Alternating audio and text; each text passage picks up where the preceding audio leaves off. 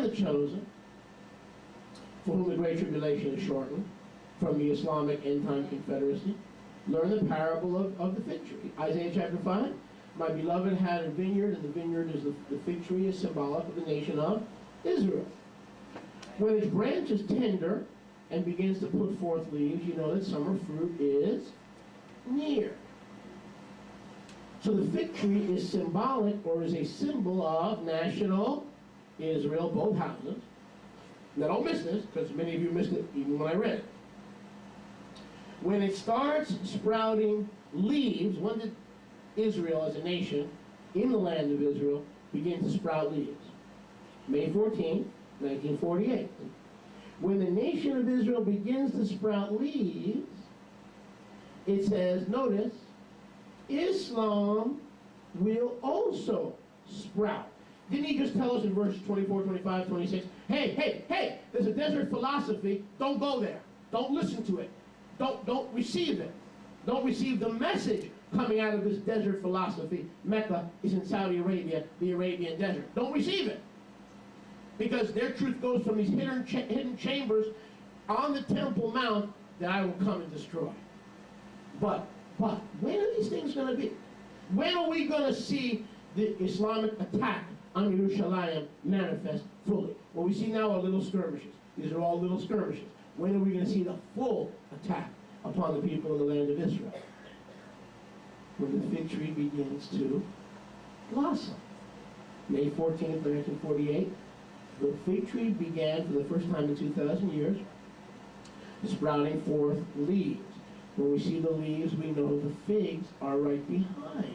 The fig tree is symbolic of Israel being restored. The restoration and regathering of both houses of Israel. Jews and non-Jewish believers, who today are primarily the 10 tribes. So, when will this desert philosophy, and when will they, Muslims, who are not even around at this time when Yeshua was teaching, when will they attack and commit the abomination? Meaning, when should we run? When should we not return our clothes? When should we not go back to our housetop? When should we trust you, Master, to protect us during the Great Tribulation? When? He says, study Israel. Study Daniel. When the branch of Israel is tender and puts forth leaves, you know summer is near. Meaning, when you see the fig tree blossom, know this. The end-time kingdom, nation against nation, kingdom against kingdom, Islam will also sprout. Israel, when you see the fig tree blossom, that's the exact time when Islam will blossom, and these two powers, the entire world gets weaker and weaker, and there's only two forces, two religions, two belief systems that are flourishing. Israel and Islam, and they're both headed for a collision course. Are you with me, JP? YP? NEP? Are you with me? YP, are you with me? So concurrent, listen, concurrent to Israel getting stronger, Islam gets stronger, and there's this collision course coming. Nation of Israel, nation against nation. Not nations. Some pastor added that to your teaching notes. Doesn't say that. If you go back earlier in Matthew 24, nation against nation, kingdom against kingdom. There are two kingdoms coming against each other in these last days. Islam versus Israel. And when you see Israel beginning to prosper and Israel returning to the land, Islam is beginning to propagate the desert faith, speaking about another anointed one who is more anointed than Yeshua and is greater than Yeshua. Verse 33. So likewise, when you see these things, brother, we're going to be here for the rapture. What are you smoking? When you see these things, if we're raptured, how can we be here? Hello. Mid, post, pre, pi, poop, tan, tun, mid, kalu, tuna, tuna. All the rapture scenarios are wrong. Every one of them is wrong.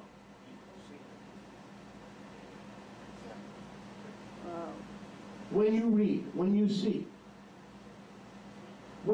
these things, what things? Israel and Islam both being strengthened, claiming to be the true mouthpiece for the living Elohim, and headed on this collision course, this irreversible collision course.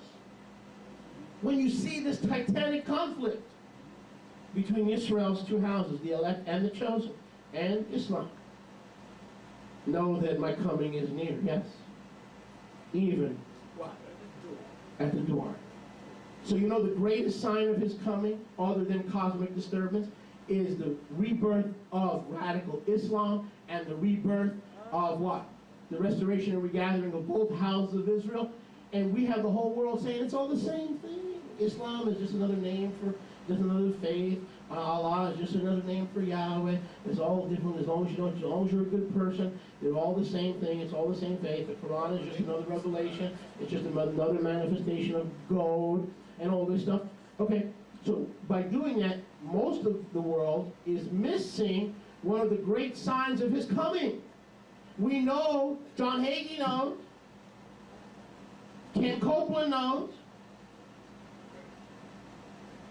Jesse Duplantis knows that the fig tree is blossoming. The Jews are coming back to the land. But they don't know that concurrently and simultaneously and subsequently that other kingdom is blossoming, and it is the rebirth of the Islamic Ottoman Empire. Do you know that the Muslims control Jerusalem? They want to regain control of Jerusalem. The Islamic Ottoman Empire ruled Jerusalem up until 1920. From 1560 to 1920, almost 500 years, Islam ruled and controlled the city of Jerusalem.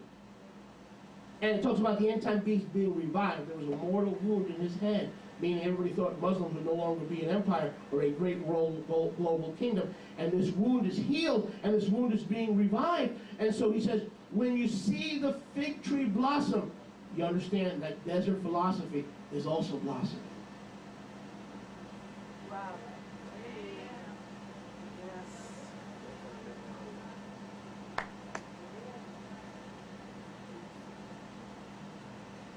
And all we do, most of the folks in the church, all they see is that one philosophy blossoming, that one people, Israel. Oh, they're blossoming. They're coming back to the land. Praise Yahweh, Baruch Hashem Yahweh. But right under our nose, that other desert philosophy, that other anointed one who's greater than Yeshua in that philosophy, doing miracles, flying to heaven, coming back from heaven, sending the 12th Mahdi, who Mahdam Abinajad, the president of Iran, believes he is the 12th Mahdi, and he's sent by Allah to start nuclear holocaust. He believes that. Flip side. And Yeshua says, when you see these things on earth, Islam and Israel headed for a collision course, know that my coming is near. So I don't want you to fear today. I don't want you to be worried today. I don't want you to be stressed out today. I don't want you to be nervous today. I don't want you to go on Valiums today. I don't want you to go on lithium today. I want you to know that it's near. Yeshua's coming is near. You've got to be identified, not just Yaakov, both houses. You've got to be able to identify this rising beast that had a mortal wound, that had control of Jerusalem. I want you to understand this. Islam controlled. Forget about the West Bank and giving back and getting Jewish land. Forget about that. They controlled Jerusalem for 600 years. They want it back. Jerusalem is not even mentioned in the Quran, but they want it back. Muhammad was never even in Jerusalem, let alone flying away to heaven in Jerusalem.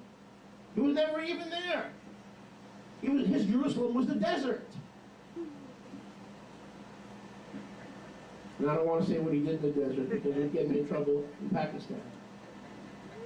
So I'm just going to be kind today. Be very kind and walk in the fruit of the Spirit. Know that it is near, my children, even at the doors. Verse 34. Don't miss this. Now I'm going to start blowing you away. Verse 34. Truly I say to you, amen, amen, I say to you, this tribe will not pass away till all these things are fulfilled. Would someone read verse 34 in a more traditional translation? In one of those other translations? King James. I don't care, any James. King James, Queen James, Bridesmaid James, anyway. New International Version, purely inspired, anyone. And I'm not saying that the Restoration Scriptures came right from Mount Sinai. I'm not saying that. I'm just saying that I have an agenda, and the agenda is to bring out the Hebraic culture and understanding of the words.